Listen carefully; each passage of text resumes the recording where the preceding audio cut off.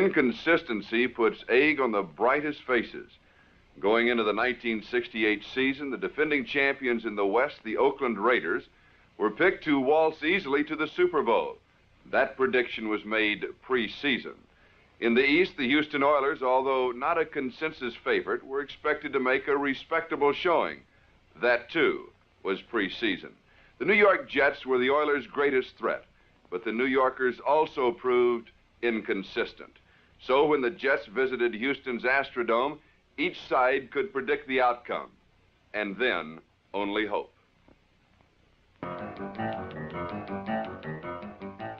Unyielding defense told the story in the early going of the biggest showdown to date in the Eastern Division. The Houston Oilers held Joe Namath and company to a surprising 33 yards in the first half. And likewise, New York held the Oilers to a mere 29 yards.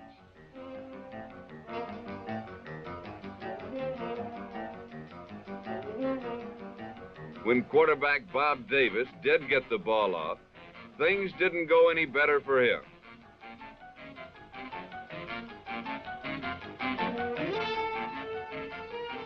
This late second quarter interception by Randy Beverly set up the Jets' first scoring opportunity.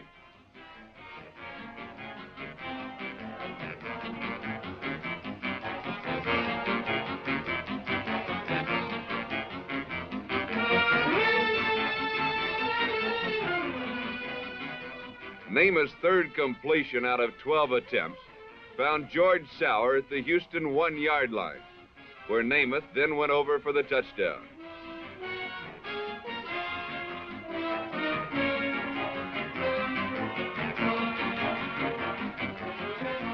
New York went for the two-point conversion and succeeded. And with an early safety, the Jets led at halftime 10-0. But this lead seemed destined to fall when the Astrodome turned into a giant pressure cooker. The game could have been iced in the third quarter, but Mr. Receiver, George Sauer, proved he really is human after all.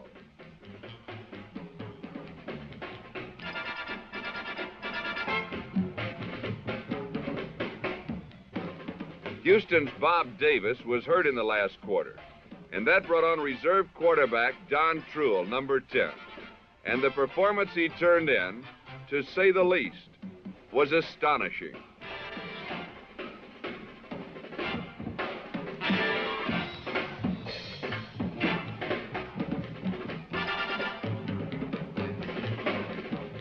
Instantaneously, the Oilers moved for the first time in the contest. Truill had been in these situations before, but never had Houston produced these results. Alvin Reed caught Truill's first touchdown, and the Jets' lead was narrowed to 6 points, and Truill wasn't through yet.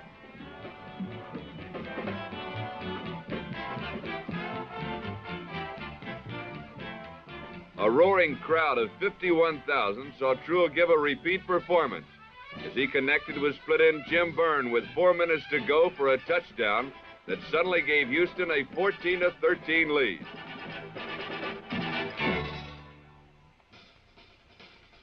Up until now, Coach Weeb Eubank could have been as successful throwing as Joe Namath.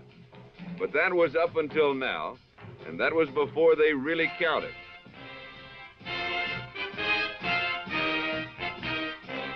Trailing by a point with minutes remaining, Namath methodically moved the team upfield with simple sideline passes to Sauer.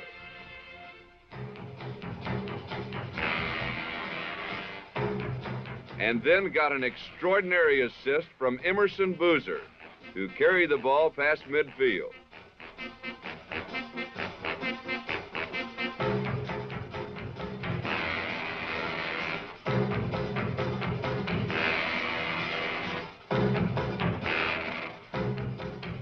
Namath then coolly defied Houston's defensive right side and the clock by running the ball and not once calling a timeout.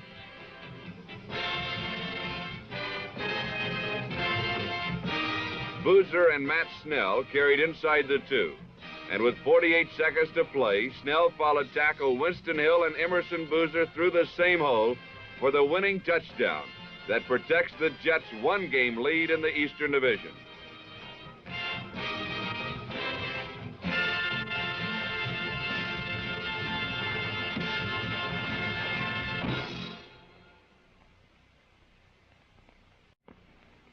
When you match a Bengal Tiger against a Miami Dolphin, you'd think a fish dinner would be the end result. But when the hunt was over, the Bengals had an empty paw.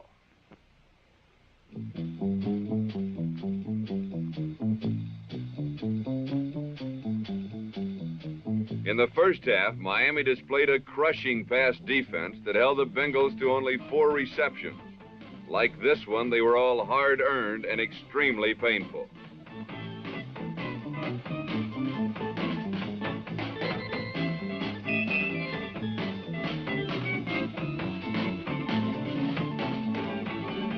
The Dolphins also bottled up Cincinnati's ground game and permitted them a humble 30 yards rushing in this half. But the pass defense hurt the most.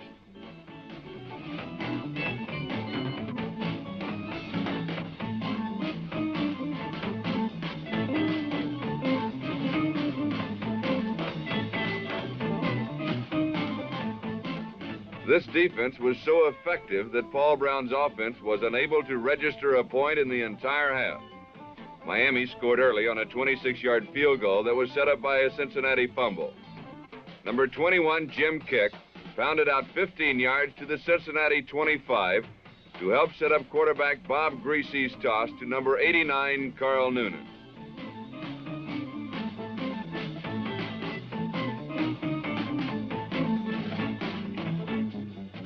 The tally made it 10-0 Miami. Then the Bengal defense asserted itself and trapped Greasy in his own end zone for a safety and a 10-2 score at the half. Paul Brown put a scare into his offense during halftime. The first time Cincinnati touched the ball in the third quarter, Essex Johnson, number 19, cracked through a Dolphin lineman and glided 41 yards to pull Cincinnati within 1 point. The Bengals kept moving as Paul Robinson took a pitch and hammered right in for 12 yards and a near touchdown.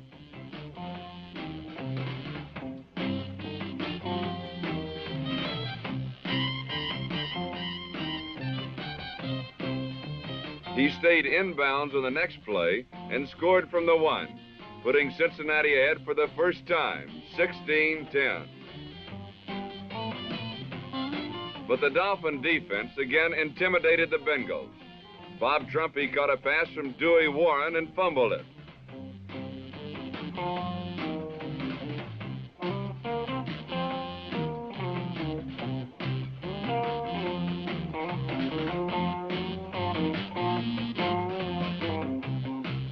Miami scored on a 20-yard pass from Greasy to number 89 Noonan and regained a narrow lead of 17-16.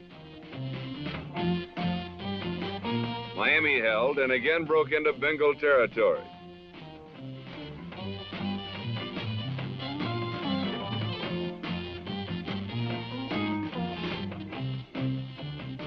Greasy found Stan Mitchell in the open and hit him with a 31-yard scoring pass that gave Miami a normally safe 8-point lead with less than 4 minutes to go. But the Bengals wouldn't say die. Warren hit Trumpy for a 9-yard pickup and then found the big end for a 45-yard touchdown pass that gave Cincinnati a great chance to pull a tie out of an almost certain defeat if they could only make a 2-point conversion. On the 2-point play, Warren again threw to Trumpy. But Dick Anderson broke up the pass, and Randall Edmonds intercepted.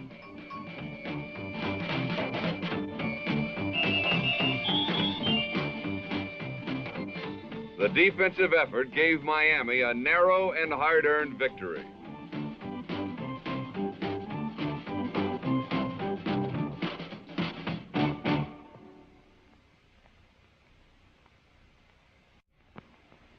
In San Diego, defense was a forgotten art as the Chargers and the Denver Broncos inflated the scoreboard to a total of 79 points.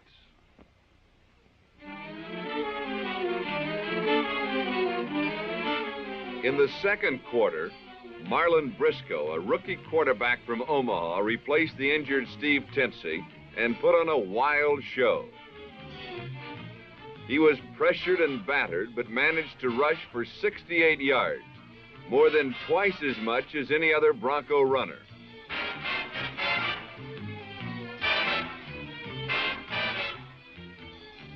He also completed 17 of 30 passes and threw 3 touchdowns as his team amassed an impressive 476 yards.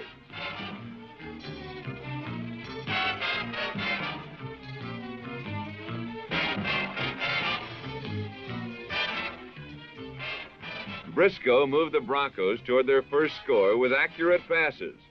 He hit number 85, Tom Beer, with a 19-yarder.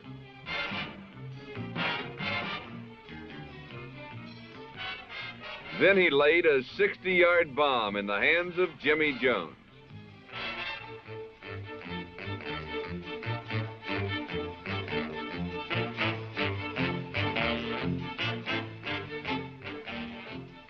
In the third quarter, he connected with another rookie, number 42, Bill Van Heusen, for a 28-yard score.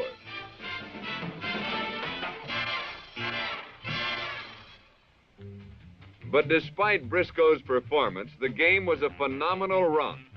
The Chargers intercepted 3 passes and broke Denver's back with a dazzling display of offensive power.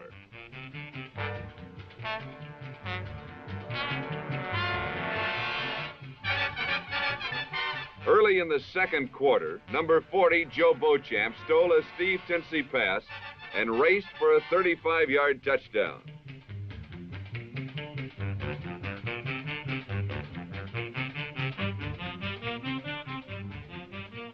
Passes like this 74-yard strike from John Hadle to Lance Allworth accounted for a staggering 293 yards passing in the first half alone.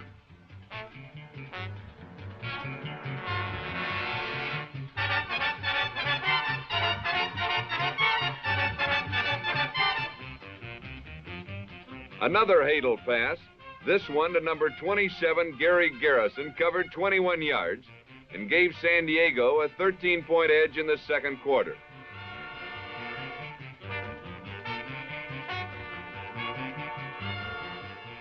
The barrage continued as Hadle threw his third touchdown. This one a 50-yard hook up to number 38, Jack McKinnon.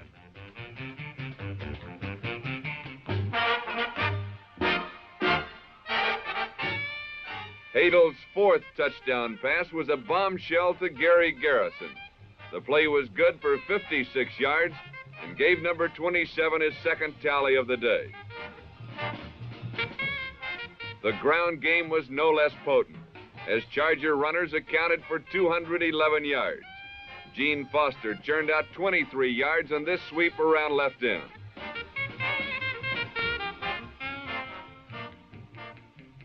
Number 22, Dick Post, had a towering 121 yards rushing for the day. 62 of them came on this explosion over left tackle.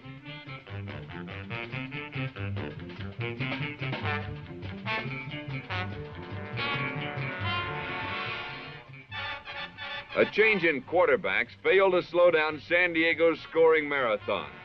John Brittenham kept the score mounting with a 17-yard pass to Jack McKinnon. It was San Diego's final score of the day, and the game ended with an embarrassing 55-24 run. Sid Gilman left the field a happy man as title hopes grew larger in Charger Town.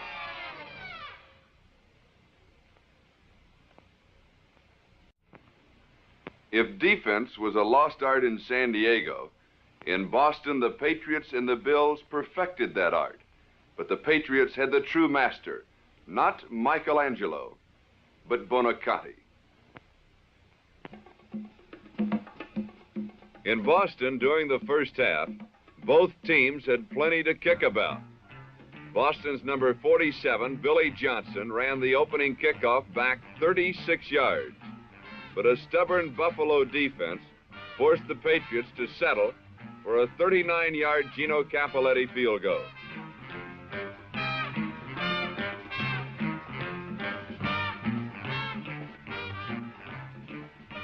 Billy Johnson also had a hand in the Bills' first score, as his fumble punt led to a Buffalo field goal and a 3-3 tie at the end of the first quarter.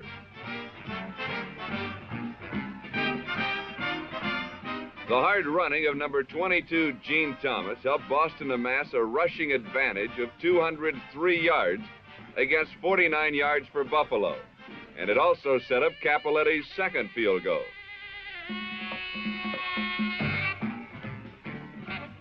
Rookie quarterback Dan Dara brought his team right back on short, accurate passing.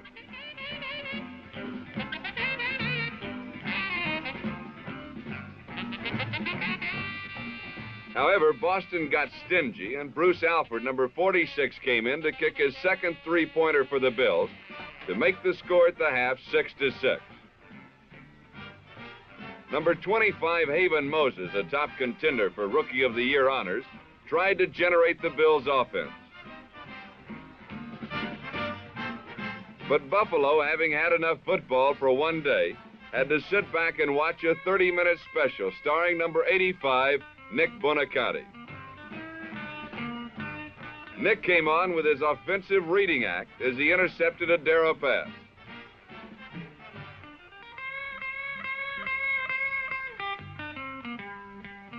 This led to Boston quarterback Mike Tolliver's hookup with number 82, Jim Whalen, for a touchdown and a 13-6 lead.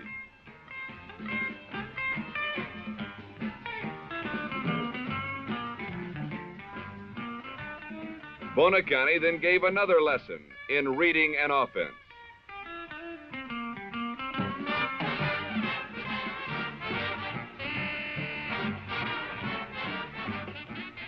His second interception was responsible for another Tolliver to Whalen touchdown, and Boston led 23-6.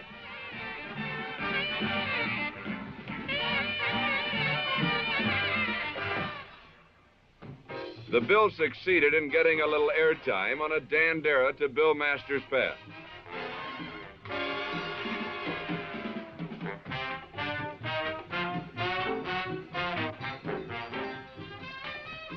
But it was the Nick Buoniconti special right to the end, and his third interception closed out the show.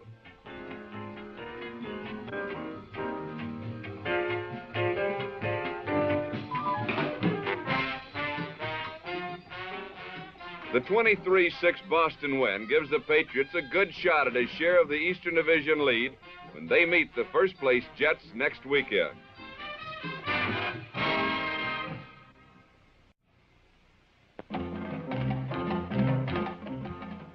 In Kansas City, an old philosophy made the Chiefs into a new team.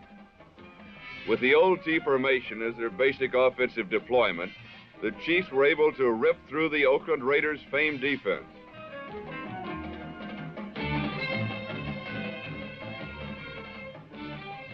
Lynn Dawson only threw 3 passes in the entire game, but this 12-yarder, his longest, put the Chiefs inside Raider territory early in the first quarter.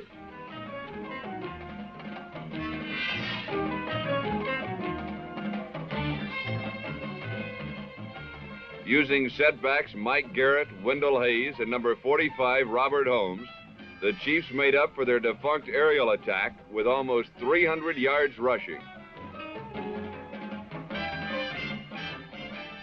Number 38, Wendell Hayes, powered over for the first score of the game, and the Chiefs had a 7-0 lead. The Raiders' offense in the first half reminded one of the old children's game called May I. Raiders number 43, George Atkinson, gave them a giant step with a 53-yard kickoff return.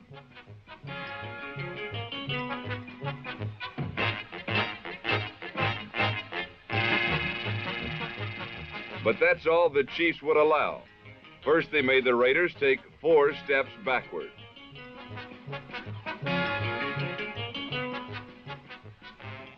then 7 steps backward.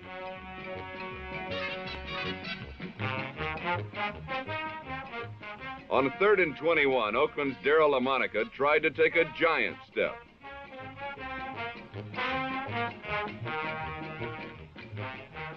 But the Chiefs' number 42, Johnny Robinson, said, "No, you may not." And that's how the Raiders' offense managed to make no points and only 4 first downs in the first half. The Chiefs' offense, on the other hand, continued their grounded attack without mercy.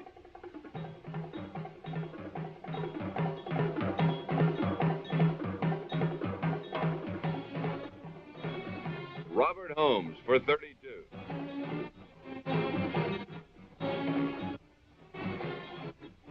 The middle of the Raiders' line kept opening up, and the Chiefs' setbacks kept coming through.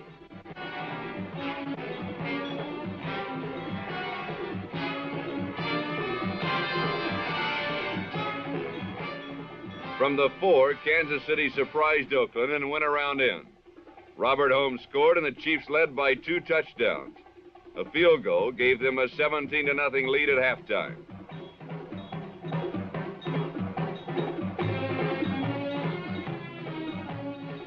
Kansas City opened the second half with a brutal display of power.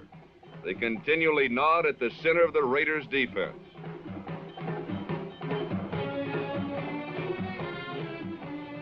The longest gain was a 9-yarder by number 38, Wendell Hayes. But the whole drive was a superb example of ball control. Not only did they control the ball, the Chiefs also ate up 9.5 minutes in this juggernaut effort.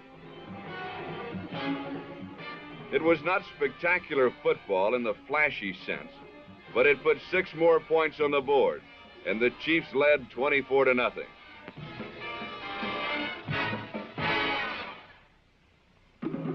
Finally, the team noted for the spectacular started to move.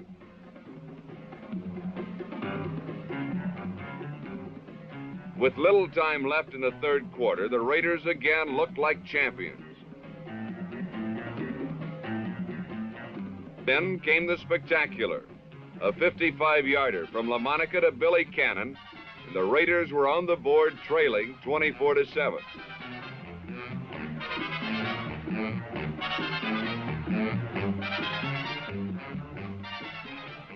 In the fourth quarter, the Raiders' defense was like that of old.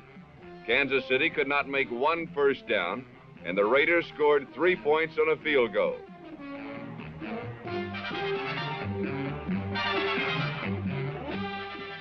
With only 1.5 minutes left, LaMonica staged one of his famous precision passing drills.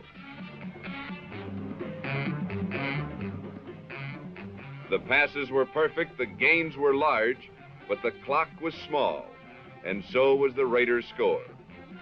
The belated rally ended on a 22-yard gain. The clock had run out. There was simply no more time left for the Raiders to stage a dramatic finish.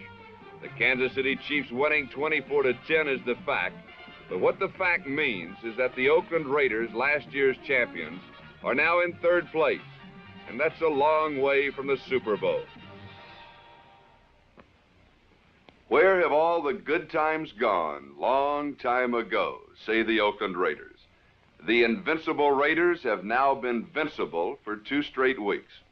Did Oakland's good times go when they lost Tom Keating on defense? No, the defense is just slightly under last year's phenomenal performance. It's Oakland's offense that has been amazingly inconsistent. Since the Raiders are still only 1.5 games out of first place, there is still plenty of Super Bowl time left. But first, Oakland's offense must make its move toward the goal line. I'm Charlie Jones.